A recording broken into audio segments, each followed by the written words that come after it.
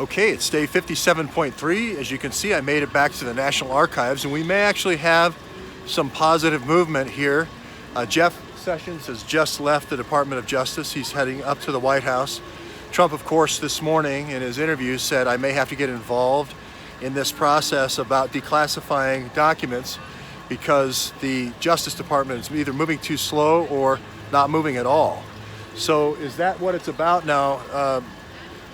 President Trump also kind of laid in an insult to Jeff Sessions about him not doing anything, and then Sessions kind of returned an insult back, so it could be just a smoothing of the feathers, the reason for the trip up.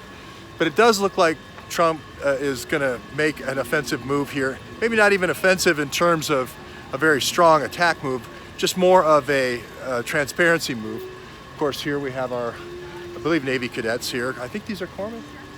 Find out where they're from. They're all a little bit older, getting medical training here, and for their training here in Washington, D.C. We want to say thank you to them being here.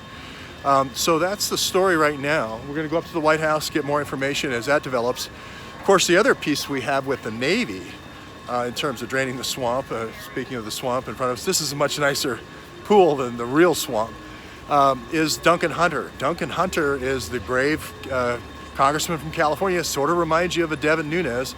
Duncan Hunter is the only real congressman that calls out the Gulf container, saying, hey, a nuclear-capable stealth container that can go under diplomatic immunity is a huge threat. Basically saying the same thing I was saying about a year ago when we were having stuff going in and out of South Carolina. So he's the first person to say that, and of course they've got him on some minor charge of they took him on a trip, said he didn't have to pay for it, and then he didn't pay for it, and now they're saying he should have paid for it, etc., $60,000 or whatever. So we'll see how that case plays out. He's being sentenced right now. He's going to be on Martha McCallum with Fox News later on tonight. So I hope he has a chance to tell his story. And I hope he has a chance to say why I spoke up and why I believe this is a reprisal. This is a reprisal from Gulf Tainer. This is a reprisal. It's really a reprisal from the Department of Justice. We've weaponized the Department of Justice. Again, I'm right down the middle. I'm an independent, and I'm not saying we need to make massive changes in the Department of Justice or the FBI for that matter. Small changes. We cannot weaponize the Department of Justice, especially when we have a congressman who's looking out and being the only brave congressman looking out and saying, hey, nuclear weapons inside stealth containers that we cannot, by diplomatic treaty, go in and inspect is bad for national security. That's all he did, and then the reprisals came raining down on Duncan Hunter.